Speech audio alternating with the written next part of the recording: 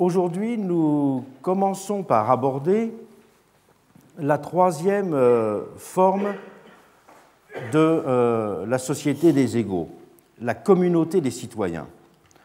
Après l'égalité comprise comme similarité, après l'égalité conçue comme réciprocité, nous allons maintenant considérer l'égalité sous les espèces de la concitoyenneté. L'égalité s'exprime dans ce cas sur le mode d'une inclusion et d'une participation. Et le citoyen est considéré en fait sous deux espèces. Il est considéré sous les espèces d'un sujet qui est porteur de droits propres et sous les espèces d'un membre de la communauté. On peut dire que le citoyen, il est à la fois individu et peuple. Et cette figure de l'égalité, elle est simultanément, c'est sa spécificité, de l'ordre d'une mesure et de l'ordre d'une relation. C'est ce qui fait la centralité du suffrage universel. Il a à la fois reconnaissance de l'individu égalité, un homme et plus tard une femme, une voix, et manifestation de l'individu communauté, le participant au corps politique. Il est d'abord donc individu électeur. Cette forme peut être considérée comme une forme radicale de l'égalité. Parce que la formulation « un homme, une voix », il n'y a pas de formulation plus simple et plus universellement acceptée de la notion d'égalité. Alors que l'égalisation des individus reste dans tous les domaines problématique, elle semble trouver dans l'ordre politique une expression évidente. Nul ne songerait en effet à discuter qu'en termes de droit de suffrage, l'égalité arithmétique cette fois-ci, la plus élémentaire, soit l'expression adéquate d'une juste répartition. Il y a là une singularité, on pourrait même dire une exception qui mérite d'être soulignée, car cette coïncidence ne se retrouve pour aucun autre type de ressources. Si les individus sont totalement autres et non égaux, pour reprendre la formule célèbre d'Aristote, l'égalité arithmétique et l'équité sont en effet mécaniquement dissociées. Et on sait que Marx reprendra ces catégories pour le rappeler avec force et souligner, ce sera sa formulation, que dans un monde de la diversité, l'égalité arithmétique est inégalité, d'où sa formulation de la juste répartition comme une attribution des biens selon les besoins de chacun. Et en matière de suffrage, ça n'est pas la même chose. En matière de suffrage, c'est différent, car égalité et équité se superposent parfaitement dans ce cas unique. Car le bulletin de vote, il a pour caractéristique d'uniformiser les arguments et les intentions, de les réduire à une donnée objective et calculable. Car il donne un langage commun à des expressions totalement hétérogènes. Il simplifie sur ce mode le monde social. On peut dire que dans le bulletin de vote, les raisons et les passions sont ramenées à une même mesure. Il n'y a ni hiérarchie de connaissances ou de talent, ni considération de motivation qui importe. Au final, il y a juste un décompte, une résultante mécanique et totalement dépersonnalisée de l'expression de chacun. On peut dire que dans ce cas, l'égalité procède du fait que l'on compte les voix et que l'on ne les pèse pas, alors qu'à l'inverse, toute la philosophie du suffrage censitaire sera justement de peser les voix, c'est-à-dire de moduler la part de chacun dans l'expression collective en fonction de qualités propres qu'il peut avoir, de talent, de richesse, etc. On peut donc dire que dans ce cas, tous les critères ordinaires de l'évaluation de l'action des hommes et de la légitimité se trouvent suspendus. Pourquoi ? Parce que le champ politique est le seul qui ne soit pas réglé par un ordre de compétences. Le grand savant et l'esprit le plus simple sont en effet considérés comme également capables de penser au bien commun et de dire ce qu'ils considèrent comme juste ou injuste dans l'organisation de la cité. Le citoyen, le porteur de vote, s'appréhende de façon symétrique, pourrait-on dire, comme un pur individu, détaché de toutes ses spécificités. Je cite Sieyès. « Le droit à se faire représenter, dit-il, n'appartient aux citoyens qu'à cause des qualités qui leur sont communes et non pas à cause de celles qui les différencient. On peut dire que le citoyen, pour exprimer les choses autrement, est la figure de généralité qu'il y a en chaque individu. Il peut être rapporté à ce qu'on pourrait qualifier de point zéro de la socialité. C'est une expression que j'emprunte à Claude Lefort. Car dans le moment de l'exercice du suffrage, chaque individu se trouve en effet dépouillé de ses déterminations et de ses appartenances. On peut dire qu'il est un pur membre du souverain. Et dans ce cas, c'est l'abstraction qui est la qualité qui constitue socialement le citoyen et qui sert de ressort au développement de l'idée d'égalité politique. C'est ce qui rend cette forme d'égalité entre les individus aussi radicale et aussi exemplaire. Elle s'affranchit en effet de toutes les formes de distinction qui s'imposent ordinairement pour ordonner et hiérarchiser les personnes. Et c'est pour cela que l'avènement du suffrage universel a opéré une révolution majeure. Car sa mise en œuvre n'a pas seulement ouvert une nouvelle étape dans le long processus d'émancipation de l'humanité, elle a marqué une rupture qualitative. On peut juger formelle cette conquête, mettre l'accent sur l'histoire ultérieure de ces multiples manipulations. Mais elle n'en a pas moins changé radicalement toutes les appréhensions antérieures du lien social. Le suffrage universel instaure en effet un lien dont la cohésion ne tient ni au ciment de la division du travail, ni au gage d'une croyance collective, ni à l'assignation à chacun d'une place dans un tout organisé. C'est un ordre qui n'est donc ni celui d'une société de marché, ni celui d'un monde hiérarchique traditionnel. On peut dire que le suffrage universel inscrit l'imaginaire collectif dans un nouvel horizon, celui d'une équivalence à la fois immatérielle et radicale. On peut dire que c'est un droit pur, en quelque sorte, qui est tout entier du côté de la définition de la norme et de la construction du rapport social. Ce n'est pas un droit qui constitue le sujet, en définissant par exemple le principe d'autonomie individuelle ou en organisant, comme dans la plupart des cas, la séparation entre le privé et le public. Le droit de suffrage, on peut dire, produit la société elle-même. C'est dans ce cas l'équivalence entre les individus qui constitue la société. C'est en ce sens qu'il y a une spécificité proprement sociologique de l'ordre démocratique. C'est en effet seulement dans son cadre que le processus d'émancipation de l'individu s'accomplit pleinement. Il est pour cela la clé de voûte de la modernité et ne se confond pas avec son moment libéral. On pourrait dire que le suffrage universel opère une véritable révolution à l'intérieur même de la révolution de la modernité. Affirmer que chacun compte pour un a une part équivalente de souveraineté, une capacité identique à donner un avis informé sur les principes organisateurs de la vie commune, va en effet beaucoup plus loin que de simplement proclamer des droits à la libre expression, à la dignité, à la sécurité, à la subsistance même. On pourrait soutenir que l'idée démocratique a introduit dans l'humanité une rupture intellectuelle qui est même beaucoup plus profonde que l'idée socialiste, car l'utopie d'une société économiquement égalitaire a été formulée bien avant qu'existe celle d'égalité politique. Et si on considère par exemple toute la littérature utopique du XVIIIe siècle, au XVIIIe siècle, dans la littérature utopique, vous trouverez un nombre considérable d'utopies qui proposent soit des formes de communauté des biens, soit des formes de répartition avec des mécanismes égalisateurs, même sans parler des utopies les plus célèbres comme celle de Morelli ou comme celle de Méliès.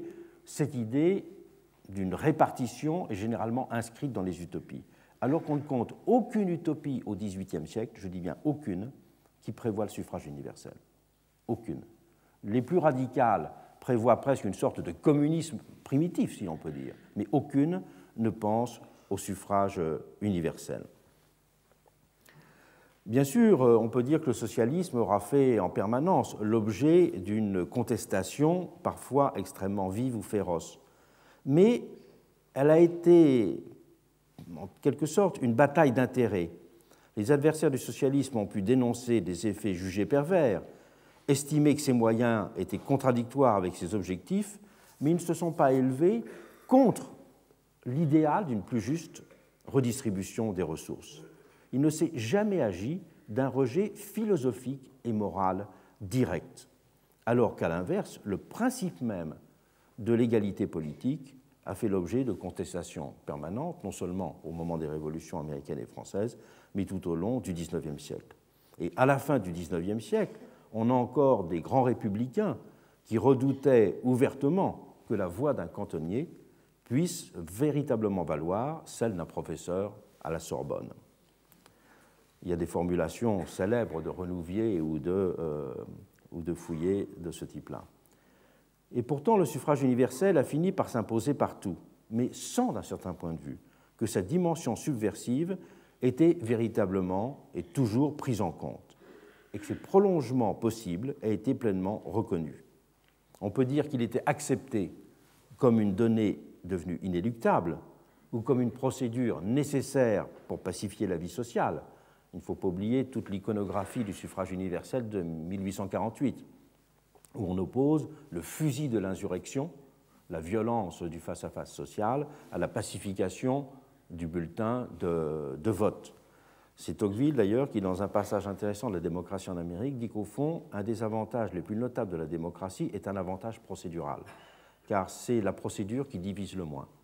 Quand tout le monde, écrit-il, veut s'élever à la fois, il se trouve tout naturellement que la règle de l'égalité est celle qui convient le mieux à chacun. C'est exactement un raisonnement comme celui de Rawls sur le voile d'ignorance. C'est, je dirais, l'avantage procédural qu'a le suffrage universel. Mais entre l'avantage procédural et la légitimation philosophique, il y a une grande différence. On peut dire que la figure du citoyen égal, elle est également en rupture avec les représentations antérieures de la citoyenneté, qu'il s'agisse de la citoyenneté antique ou du citoyen propriétaire du temps des Lumières. La figure du citoyen égal, elle se distingue d'abord de la vision antique, parce qu'à Rome ou à Athènes, le citoyen, il est d'abord le membre d'une communauté avant d'être un individu doté de droits propres. Alors que dans la démocratie moderne, la cité des égaux ne s'édifie pas au sein d'une division sociale première, qui serait reconnue, acceptée, celle d'une division sociale dans laquelle les homoi, les égaux, seraient distingués par le fait même de leur aristocratique parité. Ce rapport entre le sentiment de communauté aristocratique et le sentiment d'égalité est quelque chose de fondamental sur lequel j'aurai l'occasion de revenir longuement dans le cours. On peut dire que la moderne société de l'égalité se fonde au contraire sur une équivalence sans limite et sans discontinuité du tissu social. Elle sature en quelque sorte l'idée d'égalité dans un espace social totalement dense, absolument compact. Et le citoyen égal, il se distingue aussi du citoyen propriétaire. La figure du citoyen propriétaire est celle qui s'imposait naturellement au XVIIIe siècle. Quand on voit tous les projets de réforme des assemblées provinciales, quand on voit l'article propriété dans l'encyclopédie, l'idée est toujours que la citoyenneté, elle est une forme d'actionnariat de la société. Et donc, c'est une formule, un vocabulaire qui appartient à Sieyès, mais qui appartient aussi à Turgot. Les citoyens sont les actionnaires de la société. Et donc, ceux qui n'ont pas d'action dans la société ne sont pas citoyens. Ceux qui n'ont pas d'action, entre guillemets, c'est ceux qui n'ont pas de propriété. Car ceux qui n'ont pas de propriété sont des individus déterritorialisés. Ils ne sont pas inscrits dans le territoire. D'où tous les débats, d'ailleurs, qu'il y a eu au XVIIIe siècle sur le lien entre l'impôt sur la consommation et l'impôt foncier. Car l'impôt foncier est le signe d'une inscription dans le territoire, alors que l'impôt sur la consommation peut être payé entre guillemets, par des gens de passage. Et cette idée que le droit de cité est d'abord un droit d'inscription sur le territoire, que le droit de cité est un droit de participation à l'actionnariat de la société, a été la figure qui s'est longtemps imposée au XVIIIe siècle. Et au début de l'année 89, après même la circulaire de convocation aux États généraux, il est très frappant de voir qu'on a encore une majorité d'expression de l'idée de citoyenneté qui se lie à l'idée du citoyen propriétaire. En témoigne le fait, par exemple, que Condorcet publie un texte connu en janvier 1789 dans lequel il considère toujours le fait d'être propriétaire comme l'une des conditions naturelles pour avoir le droit de cité. Et que Sieyès lui-même écrira dans un premier temps que seuls les propriétaires peuvent représenter les habitants d'une paroisse.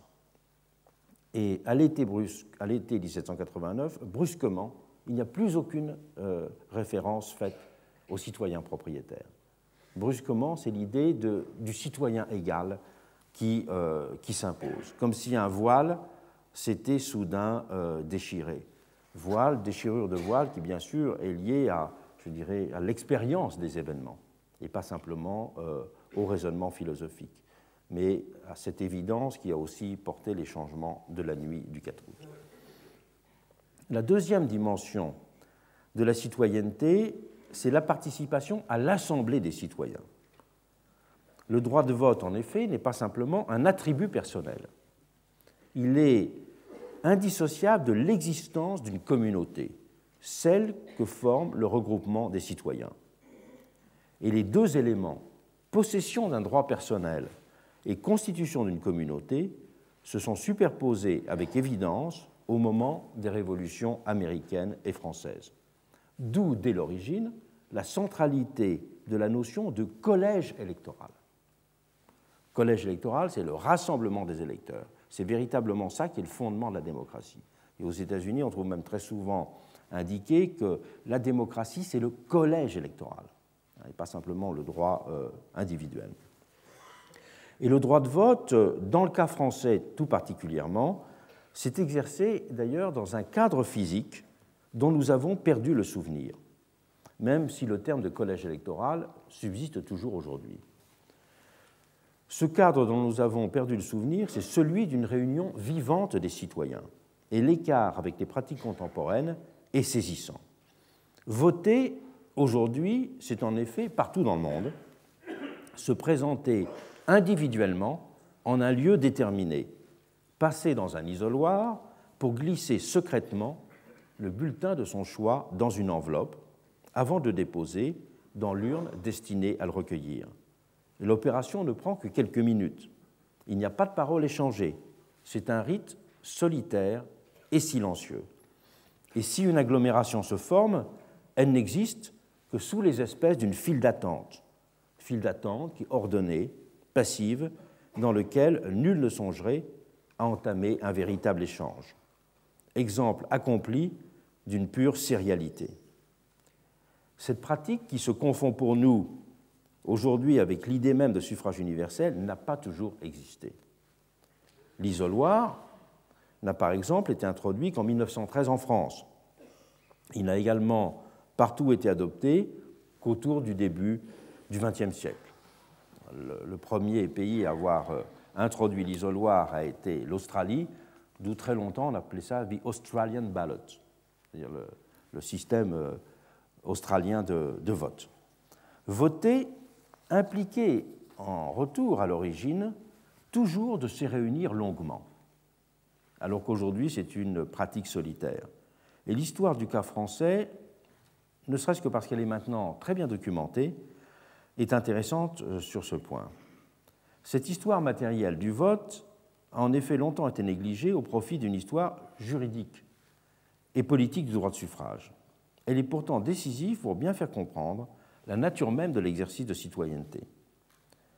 En 1789, la procédure du vote en assemblée s'était naturellement imposée, pour la simple raison que l'on n'en imaginait pas d'autre.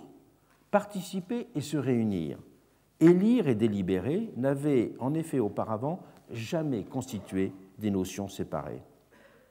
Nul n'aurait alors songé à donner au terme de participation électorale le sens individualisé que nous lui donnons aujourd'hui. Car c'étaient les anciennes assemblées d'habitants qui constituaient la référence incontournable pour tous. Décider, c'était toujours décider en étant rassemblés en commun. Ça n'était jamais une addition d'expressions individuelles. Et le règlement de convocation des États généraux avait d'ailleurs naturellement prévu que les députés soient élus par un processus complexe. Il y avait souvent un processus de plusieurs degrés.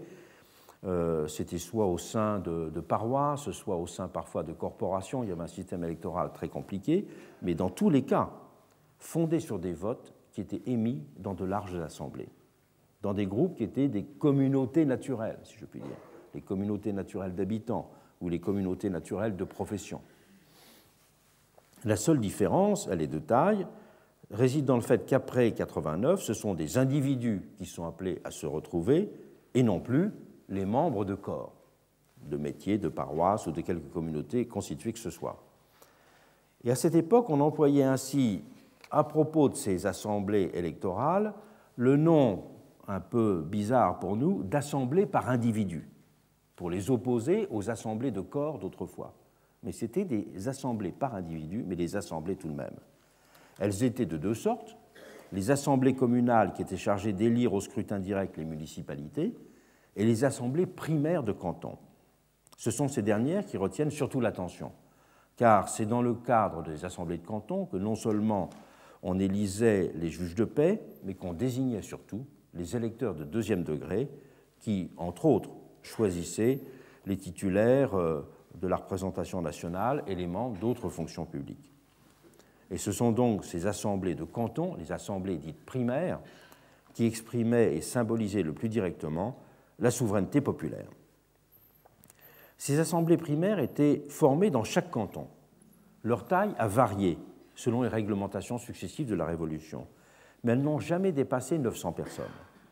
Au-delà de ce chiffre, la loi prévoyait toujours une subdivision. Et les cantons étaient calculés de telle façon qu'il était très rare qu'il y ait moins de 400 participants à une assemblée primaire. Donc les assemblées primaires, physiquement, ont été, pendant toute la Révolution française, des groupes de 400 à 900 personnes. Et à la campagne, le seul endroit qui pouvait les accueillir était une église. Donc toutes les assemblées primaires de la Révolution française à la campagne se sont réunies dans des églises. Parfois, à la belle saison, dans les cimetières qui jouxtaient l'église, qui est une forme de lieu public, ou sur la place qui était devant l'église. Ailleurs, dans les bourgs ou dans les villes, ça pouvait être le bâtiment d'une halle, par exemple, commerciale, ou ceux d'une administration locale. La nécessité du rassemblement était liée au fait que les opérations électorales étaient toujours très lourdes. Car même si, en fin de compte, il y avait un vote par un système de bulletins ou sur un registre, selon les cas, il y avait toujours une procédure qui impliquait d'abord de déterminer le bureau de l'Assemblée. Donc il fallait élire le bureau de l'Assemblée. Après, c'était le doyen d'âge qui était appelé pour commencer la procédure de constitution du bureau de l'Assemblée. Après, les électeurs, pour voter, étaient appelés un par un, par leur nom, par ordre alphabétique. Donc quand il y a 900 personnes dans une assemblée, on appelle le nom, on cherche la personne, elle vient, ce qui veut dire qu'une assemblée primaire se rassemblait en moyenne 2 à 3 journées. Même pour élire simplement des électeurs de deuxième degré, ce qui était le cas le plus simple, il fallait 2 à 3 jours pleins pour arriver à cette production électorale, si je puis dire. Donc ça veut dire que pendant 2 ou 3 jours, les électeurs étaient rassemblés. Ils étaient ensemble, ils parlaient, ils pouvaient discuter.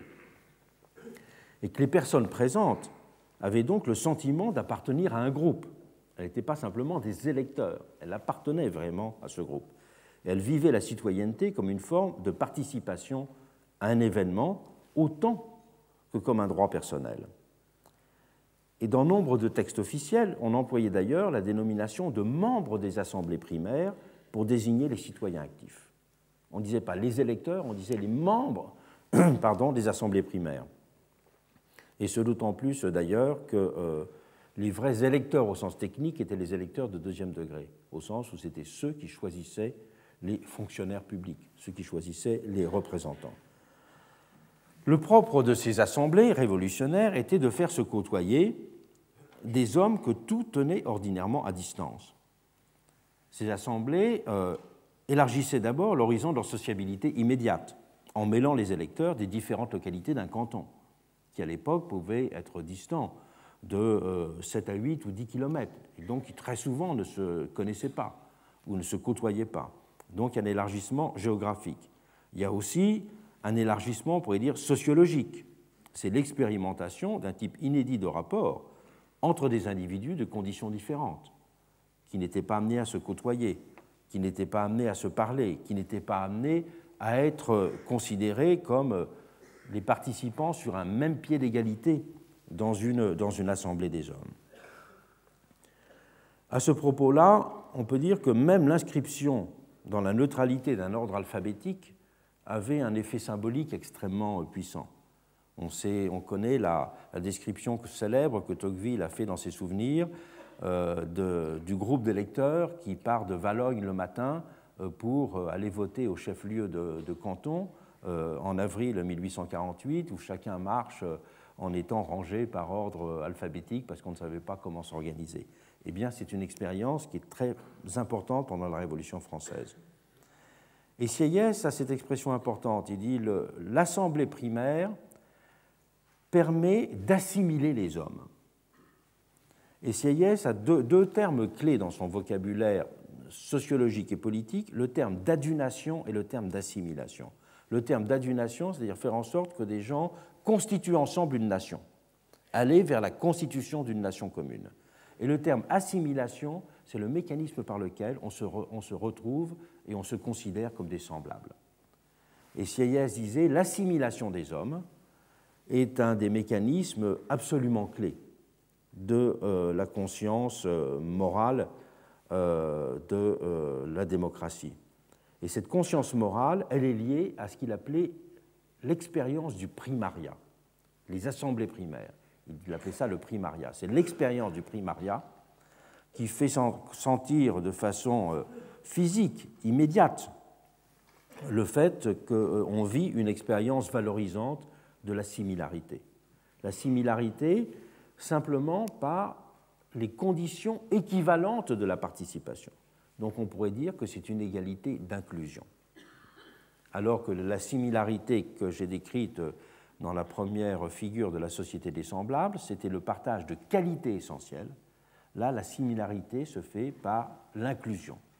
Et c'est la communauté de l'inclusion, le fait qu'il y ait les mêmes conditions de l'inclusion, qui produit le sentiment d'égalité. Et il y a beaucoup de textes pendant la Révolution française qui illustrent ce plaisir et cette importance psychologique pour les citoyens de se retrouver, eux qui sont séparés par des tas de choses dans la vie commune, de se retrouver ensemble dans une assemblée primaire. Car si on est ensemble, si on est réunis par un ordre alphabétique au moment du vote, les formes de la distance, les formes du dédain, les formes de la séparation ne sont plus possibles. Il y a d'une certaine façon une modalité qui est celle d'une production symbolique et qui est très profondément psychologique. Car la citoyenneté, dans ce cas, on peut dire qu'elle ouvre un nouveau champ à l'imagination des hommes. Elle leur fait percevoir le moment même s'il est limité, de participation à ces assemblées, un rapport social inédit, ce qui est tout à fait différent lorsque l'on défile séparément devant l'urne. Il n'y a pas de production d'un sentiment de communauté de la même façon. On peut dire que les assemblées primaires faisaient entrevoir la possibilité d'un nouvel horizon de société. Et comme citoyen, chacun se sentait dans cette participation un moment dépouillé des pesanteurs et des déterminations, qu'elles soient économiques, sociales ou culturelles, qui le constituaient. Qu'il soit riche ou pauvre, savant ou illettré, il participait à quelque chose d'inédit dans l'histoire des hommes. Il est d'ailleurs très frappant de voir que dans les comptes rendus de la période révolutionnaire, on emploie très souvent l'expression d'électricité morale pour traduire les formes de sentiments qui régnaient dans les assemblées primaires, comme s'il se produisait, l'électricité, ce phénomène à la fois d'excitation et de rapprochement des électrons. Je ne sais pas quelles étaient les théories exactes de l'électricité à l'époque, mais en tout cas, on avait le sentiment que la référence à l'électricité donnait le sentiment de quelque chose de commun. Et on trouve dans beaucoup d'adresses à l'Assemblée nationale, on trouve beaucoup d'expressions de cette satisfaction de se voir considéré dans le statut de citoyen qui donne le sentiment d'une glorieuse égalité. Là, je cite quelque chose de très connu comme adresse. Et Mirabeau avait même pensé à un moment redoubler cet effet des assemblées primaires en organisant des cérémonies patriotiques qui étaient destinées à inscrire les hommes de 21 ans sur le tableau des citoyens. Et donc on voulait redoubler en quelque sorte le moment des assemblées primaires dans d'autres, j'y reviendrai tout à l'heure, dans d'autres occasions festives ou d'autres occasions de solennité pour prolonger en quelque sorte le sentiment psychologique de cet événement qui était la participation à une assemblée primaire. Être citoyen, dans ce cas, c'est se voir reconnu un statut personnel valorisant dans une collectivité. Étudiant de ce point de vue l'histoire américaine, la philosophe Judith Shklar a souligné ce point de façon très intéressante. Elle cite un juge fédéral connu du début du XIXe siècle qui dit la chose suivante.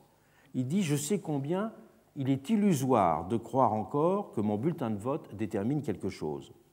Mais quand je dépose mon bulletin dans l'urne, j'éprouve au moins la satisfaction de savoir que nous sommes tous engagés dans une aventure commune. » L'histoire des assemblées n'est pas tout à fait la même, je n'ai pas le temps de le développer, mais n'est pas du tout la même, même aux États-Unis et en France.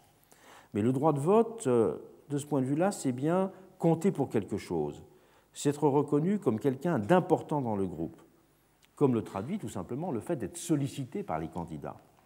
Le fait d'être sollicité dans une campagne électorale, il y a tout de même des rituels, sinon d'humiliation, au moins où on voit les puissants se courber devant les personnes modestes. Les personnes modestes, au moins une fois dans leur vie, au cours d'une campagne électorale, peuvent avoir le sentiment que les puissants se courbent devant elles, même si elles peuvent penser que c'est une pratique où il y a une part de démagogie et d'hypocrisie. Mais la science politique a insisté sur ce point depuis très longtemps. C'est que toutes les études depuis le XIXe siècle ont toujours montré que le droit de vote était moins lié au plaisir d'exercer un droit que d'affirmer une identité ou une appartenance. Quelque chose, il y a tous les travaux de Pisorno récemment, par exemple, l'ont très largement montré. La citoyenneté n'est pas simplement l'exercice d'un droit, elle est aussi la manifestation d'un statut et la manifestation d'une appartenance. Et c'est d'ailleurs ce qui explique, et c'est le cas notamment aux États-Unis, que des individus aient pu désirer passionnément le droit de vote, lutter pour lui avec la dernière énergie et ne pas s'en servir lorsqu'ils l'ont obtenu. C'est toute la discussion qu'il y a eu dans la science politique américaine entre le fait que pour aboutir à la loi sur les élections de 1965, qui est la loi clé dans la conquête des droits civiques aux États-Unis, puisque c'est la loi qui interdit toutes les pratiques, je dirais, de manipulation du suffrage pour écarter les noirs des urnes, avec les systèmes de literacy test, par exemple, avec tous les systèmes d'examen constitutionnel. Il y avait, depuis la guerre de sécession, il n'était plus possible légalement d'interdire le vote des Noirs. Mais il y avait des tas de techniques, si je puis dire, pour de fait arriver à ce résultat, en disant par exemple qu'on faisait passer la loi de chaque, puisque le droit de suffrage est un droit non pas fédéral mais de chaque État aux États-Unis, eh bien la législation de certains États prévoyait qu'il fallait, pour voter, montrer qu'on était un bon citoyen et qu'on connaissait la Constitution. Bien sûr, les Blancs réussissaient toujours l'examen, qu'on ne leur faisait même pas passer, et les Noirs, on leur posait des questions très calées auxquelles ils ne pouvaient pas répondre. Donc ils étaient écartés des urnes. Donc la lutte pour l'acte de 1965, la loi de 1965, a été fondamentale. Et tout de suite, on a constaté que l'utilisation du bulletin de vote était limitée. Donc ça veut bien dire que le bulletin de vote n'est pas simplement l'exercice d'un droit immédiat, mais c'est la conquête aussi d'un statut. Et que des luttes civiques intenses et une participation électorale à l'étiage ont ainsi pu se succéder.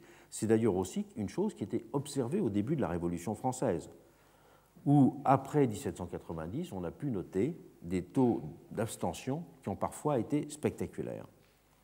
Être électeur, pourrait-on dire, c'est donc avant tout jouir d'un statut social, jouir de la reconnaissance d'une place dans la communauté, avant même que ce soit une possibilité personnelle d'agir.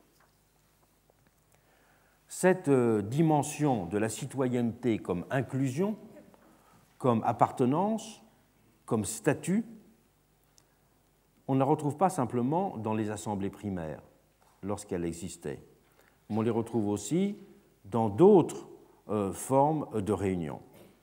Et c'est pour cela qu'on a cherché, pendant la Révolution française, à produire un sentiment continu de communauté citoyenne.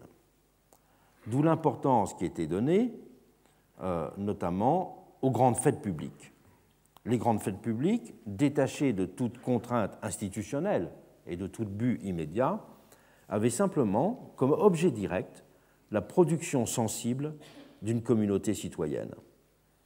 Et dans un siècle qui était imprégné de philosophie empirique, les idées de Condillac étaient alors celles qui, je dirais, dominaient les représentations du rapport social à la psychologie, on était persuadé que la chaleur des rassemblements et le maniement des symboles auraient des effets sociologiques et moraux tangibles.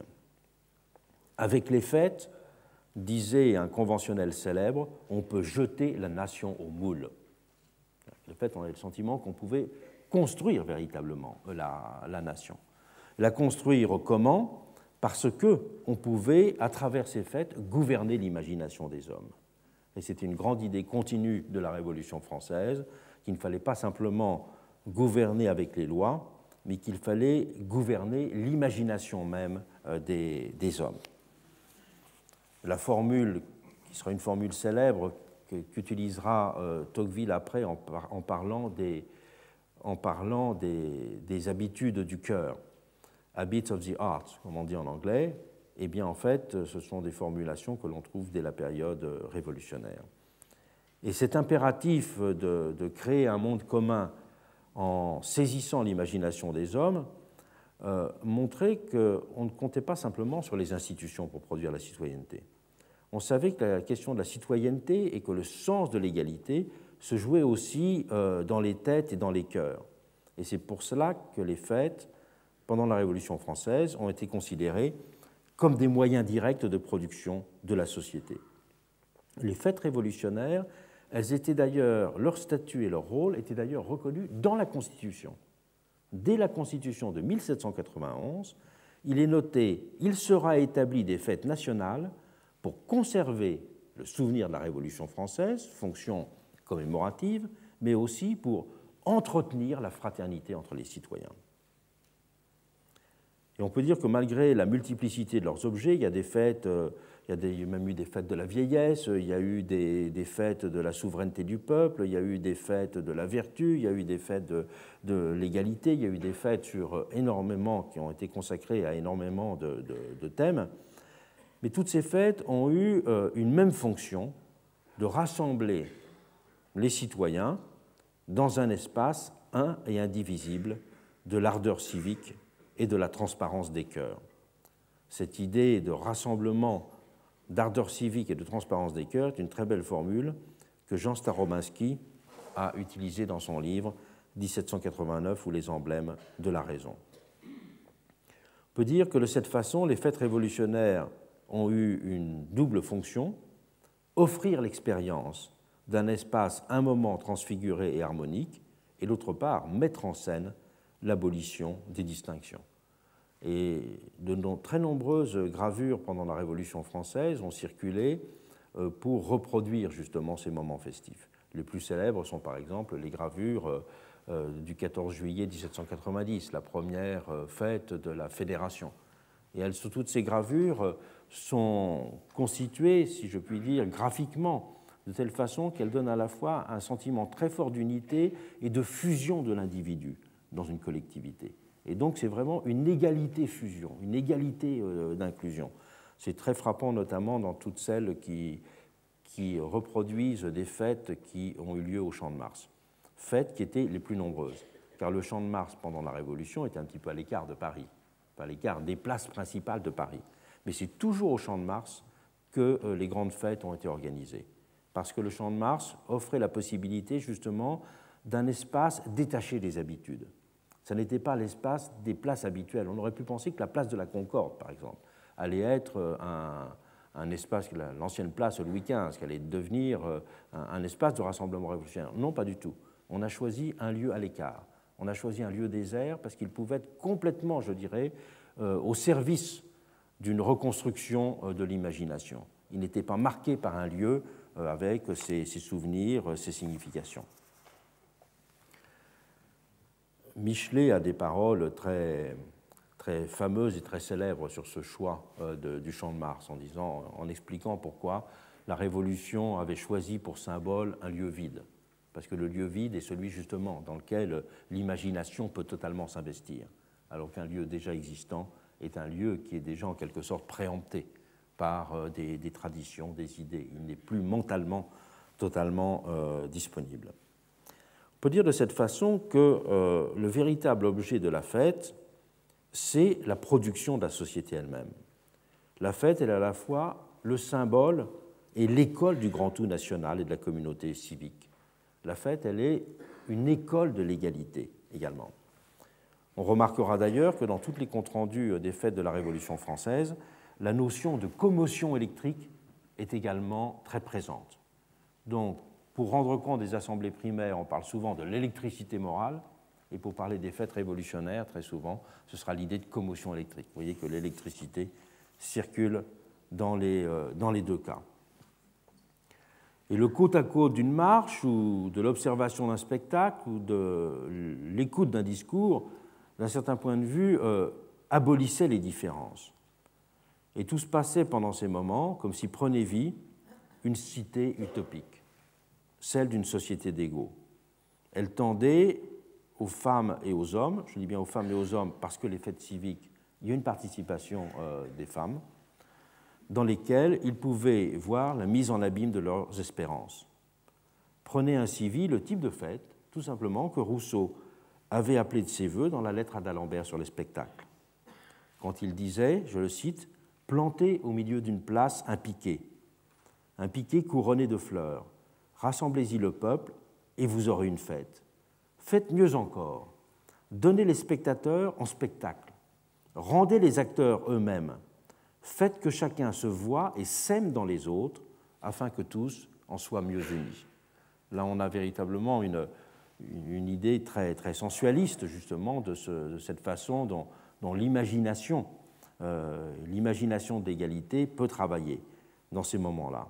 Et on peut dire que les fêtes étaient ainsi appelées à prolonger, en les dramatisant, les effets compensateurs des différences que les formes quotidiennes de la civilité tendaient déjà à mettre en œuvre. Elles étaient une radicalisation, un moment qui permettait de radicaliser cette forme de secondarisation qui était celle de la civilité. Comment était constitué donc le ciment des communautés politiques dont nous venons d'évoquer de moments importants, le moment de la participation à des élections primaires et le moment de participation à des fêtes? Les Américains, eux, n'avaient pas eu besoin d'exciter leur imagination pour donner chair à l'idée de communauté des citoyens. Alors que pour rompre avec leur passé, les Français avaient érigé la nation en une totalité abstraite, détachée des précédentes identités sociales ou provinciales, les institutions de l'Amérique indépendante s'étaient en effet directement greffées sur les réalités communales déjà existantes. Les formes de gouvernement local qui existaient pendant la période coloniale, avant l'indépendance, avaient en effet globalement été maintenues et consolidées. il n'y avait eu aucune rupture dans ce domaine. L'indépendance avait certes opéré une révolution politique globale, mais n'avait pratiquement pas affecté la façon dont chaque Américain percevait son appartenance immédiate à une communauté politique. Et la notion sociologique de communauté, pourrait-on dire, était même première aux États-Unis. Et elle était beaucoup plus immédiatement sensible que celle de citoyenneté juridique. On n'y séparait pas non plus aux États-Unis la vision procédurale de la formation d'une volonté commune, de l'existence d'un fort sentiment commun. Et les communautés auxquelles les individus s'identifiaient au milieu du XVIIIe siècle étaient en effet généralement très homogènes. En termes religieux, c'était alors essentiel, mais également socialement. Régnait dans ces communautés américaines, pourrait-on dire, un fort sentiment d'égalité, homogénéité. Ce n'était pas le cas en France, d'où la nécessité permanente en France de donner chair à l'idée de la nation et au sentiment d'égalité citoyenne. Et à côté des dramaturgies électorales et festives, il fallait donc donner un sens quotidien à l'idée de communauté des citoyens. Et on attendait pour cela beaucoup de l'école. Dès le milieu du XVIIIe siècle, la question de l'éducation s'était ainsi liée à la perspective politique de l'affirmation de la nation en France.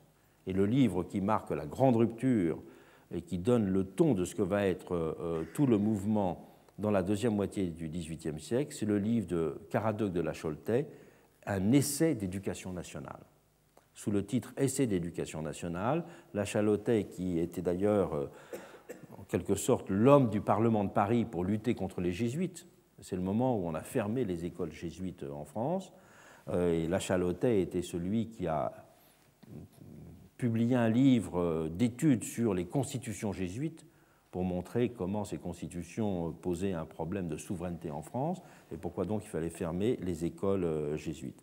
Mais son idée, au-delà de ce combat dont il a été en quelque sorte l'instrument intellectuel et juridique, l'idée fondamentale de la Choltais, c'est que l'école est un moyen de construction de la société. L'école distingue donc l'éducation nationale, c'est le titre de son essai, et l'instruction publique. Et à partir de lui, on peut dire que se développeront tout un ensemble de visions pour élargir cette visée à l'idée d'une société pédagogique qui a pour tâche d'apprendre au peuple à la liberté et de fortifier chez lui le sentiment d'égalité. Dans son travail sur l'éducation publique, Mirabeau avait résumé ce programme en appelant, je le cite, à s'emparer de l'imagination des hommes pour les instituer en citoyens.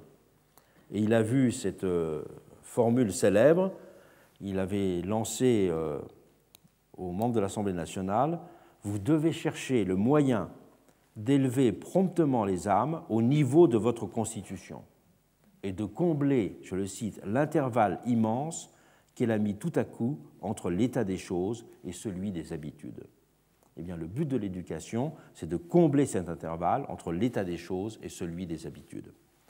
Donc cette idée de Mirabeau, qui sera partagée par l'ensemble des constituants, et ensuite après par Condorcet, par Donoux, par Lacanal et par tous ceux qui, y compris après Thermidor, seront en quelque sorte les grands théoriciens de l'éducation nationale, reprendront cette idée de l'école comme un moyen de passer au moule les Français, si je puis dire, de la même façon qu'on disait que les fêtes peuvent jeter au moule la nation, et bien que l'école peut passer au moule le peuple français.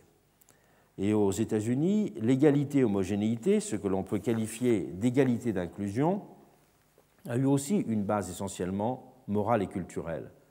Mais en France, les choses ont été appréhendées de façon beaucoup plus volontariste, car il n'y avait pas ces communautés locales, il n'y avait pas ces expériences de rassemblement dans des petites villes relativement homogènes qui caractérisaient l'Amérique.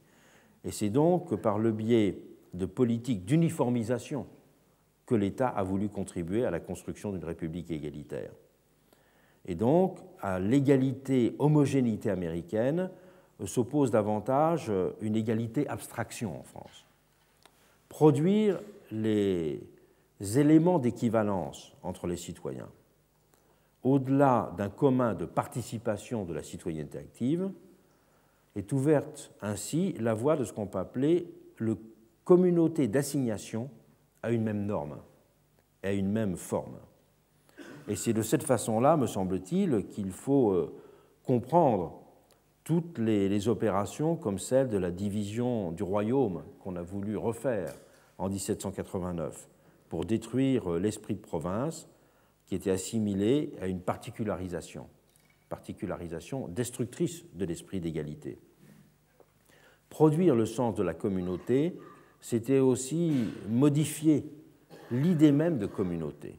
Que ce ne soit pas une communauté des habitudes, mais une communauté de citoyenneté. Alors qu'aux États-Unis, la communauté de citoyenneté s'est enracinée dans la communauté des habitudes, pour faire vite. Et le culte centralisateur des législateurs révolutionnaires en France doit être appréhendé dans cette perspective.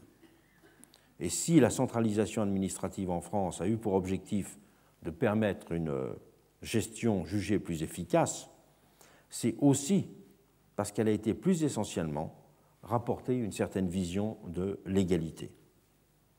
C'est de cette façon-là qu'il faut comprendre la fameuse politique d'unification de la langue et d'anéantissement des patois, par exemple. On peut dire que l'égalité est dans ce cas un attribut de l'indivisibilité. C'était aussi le cas de la réforme métrologique, la décision d'uniformer les poids et les mesures. Une décision d'uniformisation de cette façon, c'est justement produire de nouveaux équivalents généraux. Et l'égalité, c'est être soumis à des mêmes équivalents généraux. Alors il y a les équivalents généraux, je dirais, du lien social naturel, mais il y a les équivalents généraux de ceux que l'on construit dans une société qui est une société plus élargie, ce qui était le cas de la société française, bien sûr, 25 millions d'habitants par rapport aux 3 millions de l'Amérique, je le rappelle.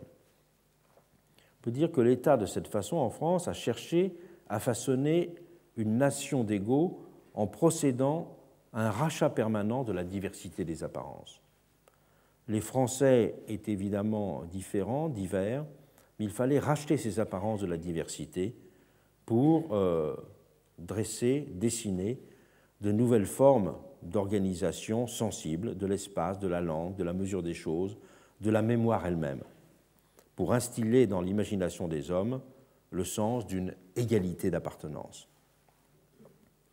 Et cette philosophie s'est même traduite dans le domaine du rôle dévolu au monopole public. Les monopoles publics ont en effet essentiellement été défendus en France au titre de la fonction de gardien de l'égalité qu'on entendait leur assigner. C'est quelque chose qui est très fortement apparent dans toutes les premières théories du monopole public que l'on voit sous la monarchie de Juillet ou sous le Second Empire. Pour qualifier les différentes figures de ce travail de production de l'égalité, Sieyès a toujours insisté justement sur la nécessité de ne pas simplement penser en termes d'adunation mais d'assimilation. Et assimilation, c'est la production des équivalents généraux. Cette assimilation que nous employons maintenant évidemment dans un sens différent, elle était une composante intellectuelle essentielle de la Révolution française. Elle est une composante de ce que Sieyès a appelé aussi, en reprenant l'expression à d'Holbach, une éthocratie. C'est le pouvoir des sentiments, le pouvoir de la morale. Et c'est une idée très importante de d'Holbach, dont beaucoup de livres en jouent un rôle très important, mais cette éthocratie particulièrement. C'est l'idée que s'il n'y a pas de sens commun, s'il n'y a pas de croyance commune, s'il n'y a pas de morale commune, eh bien alors il n'y a pas de communauté sociale possible. Et on peut dire qu'en même temps que Rousseau, d'Holbach développe cette idée d'une économie d'ensemble des liens et des affects qui fait qu'à côté des institutions, on a un gouvernement des affects, on a un gouvernement des sensibilités, on a un gouvernement des symboles. Le livre de d'Holbach, Éthocratie, a été réédité il n'y a pas très longtemps aux éditions Edis, et on peut le trouver également dans la nouvelle édition des œuvres complètes d'Holbach, qui est en cours de publication. À côté de ce sentiment de participation à les assemblées politiques, de ces moments intenses que sont des fêtes, de cet apprentissage des équivalents généraux, que ce soit à travers l'école ou à travers tout un ensemble de mesures d'ordre administratif ou symbolique, il y a une autre modalité de renforcement du lien social, c'est la confiance. La confiance, c'est en effet ce qui permet à chacun de se projeter dans le futur. Je rappelle que la définition fameuse de la confiance comme réducteur d'incertitude. Dans le séminaire qui sera organisé après ce cours, il y aura une personne qui viendra Quéré présenter tous les travaux contemporains sur la confiance et sur les nouvelles théories de la confiance. Parce qu'en permettant à chacun de réduire l'incertitude de son horizon, la confiance joue un rôle clé dans la coopération. C'est un instrument de coopération sociale, un instrument d'interaction entre les personnes. Elle est pour cela, comme l'a dit Haro justement, une institution invisible qui contribue à renforcer l'échange social. Et la Révolution n'a pas simplement cherché à changer les institutions et les lois visibles, mais aussi à produire des institutions invisibles. Et on peut dire que la production de citoyenneté, la production dans les fêtes, la production dans l'école, c'était aussi la production d'institutions invisibles. Mais la confiance, elle est également quelque chose de très important, car elle a, dans ce cas-là, une dimension proprement civique. Elle est un accélérateur de réciprocité et un facteur de renforcement du champ commun. C'est ce qui explique la très grande attention qui était portée pendant la Révolution aux problèmes posés par ceux qui trahissaient la confiance de leurs concitoyens. Le failli, le banqueroutier ou le débiteur insolvable apparaissaient à cet égard comme les figures qui incarnaient de la façon la plus évidente une rupture du contrat de confiance qui était sous-jacent aux engagements commerciaux et financiers. Ils interrompaient la chaîne, si l'on veut. Ils affaiblissaient la communauté par les effets immédiats de leur défaillance, autant que par leur mauvais exemple. Et c'est ce qui explique leur exclusion du droit de vote et de l'éligibilité en 1789. L'exclusion du droit d'éligibilité a toujours été considérée comme plus grave que l'exclusion du droit de vote pendant la Révolution, de même que les conditions d'éligibilité étaient considérées comme plus sensibles que les conditions du droit de vote lui-même. Pendant la Révolution française, tout le monde était éligible, alors qu'il y avait des petites limitations, payer 3 jours d'impôt de travail pour être électeur. Et ne pas rembourser une dette, c'est Mirabeau qui avait plaidé avec fougue sur le sujet, équivaut en effet à rompre un engagement, à blesser la réciprocité, bref, à établir de fait une inégalité qui impose en fait l'équivalent d'un privilège, c'est-à-dire l'équivalent, le droit, un droit spécial pour celui qui rompt l'équilibre. Il y a eu aussi pendant la Révolution française, inscrit dans le code pénal, pour des actions qui étaient marquées par la bassesse ou par la tromperie, sans qu'elles soient considérées formellement comme des délits, mais dont on considérait qu'elles portaient gravement atteinte à la confiance publique ou à la morale sociale, il y a eu une sanction qui était celle de la dégradation civique. La dégradation civique, ce sont ceux qui ont rompu aussi la confiance, qui n'ont pas joué les règles du jeu. Étaient ainsi visés des faits très disparates d'ailleurs, qui étaient prévus dans les textes, comme la violation du secret postal, certains abus de confiance privée, des comportements violents dans une assemblée primaire, des abus de pouvoir de la part de fonctionnaires, ou encore l'utilisation de passe-droits. Dans tous ces cas-là, il n'y avait pas de sanctions pénales à proprement parler, mais c'était des comportements, si je puis dire, ou des pratiques qui étaient considérées comme une atteinte grave à la confiance publique. Et donc, un tribunal pouvait condamner à la dégradation civique un citoyen ou une citoyenne, car si les citoyennes ne votaient pas, elles pouvaient être dégradées. Et il y avait un greffier du tribunal qui adressait ces mots à haute voix: « Votre pays vous a trouvé convaincu d'une action infâme. La loi et le tribunal vous dégradent de la qualité de citoyen français. » Et le condamné était mis au carcan au milieu de la place publique, et pendant 2 heures, il était exposé au regard du peuple avec un écriteau où était gravé en gros caractères son nom, le crime qu'il avait commis, enfin le crime, le défaut de confiance qu'il avait commis et le jugement rendu par lui. Ce sont hélas des choses qu'on a revues pendant la Révolution culturelle. Mais l'important à retenir, c'est l'idée que la confiance est un élément central du contrat social. Et donc on peut dire qu'il y a eu dans l'article 31 du titre 1 du Code pénal l'introduction d'un crime, si l'on veut, de lèse-confiance. Parce que la communauté des citoyens, elle n'est pas simplement donc l'individu qui exerce ses droits, elle est la constitution de cet espace de confiance et d'épreuve de l'égalité. Sur ce point, je ne peux que vous inviter à regarder le livre très intéressant d'Anne Simonin, Le déshonneur dans la République, une histoire de l'indignité nationale, puisque la sanction elle a existé très tardivement et que notamment au moment de la guerre d'Algérie, il y a eu de grands débats juridiques sur l'application à un certain nombre de personnes de l'indignité nationale. Voilà, je m'arrête là pour cette considération sur la communauté des citoyens. J'ai fait référence au problème de la confiance. Ça me permet de dire qu'à partir du mercredi 10 février, commencera le séminaire. Le séminaire présentera tout un ensemble de... Vous pouvez en voir le programme sur le site du collège. Il sera affiché dans la cour dans une quinzaine de jours. Le séminaire présentera tout un ensemble de travaux récents sur, je dirais, à la fois l'histoire et la théorie de la démocratie. La première séance présentera des travaux très originaux sur des choses qu'on a découvertes et apprises récemment sur le tirage au sort en Grèce. Et la dernière séance du séminaire présentera tous les travaux sur l'idée de confiance aujourd'hui. Et pour le reste, regardez sur le site. Voilà, donc on reprend dans deux minutes.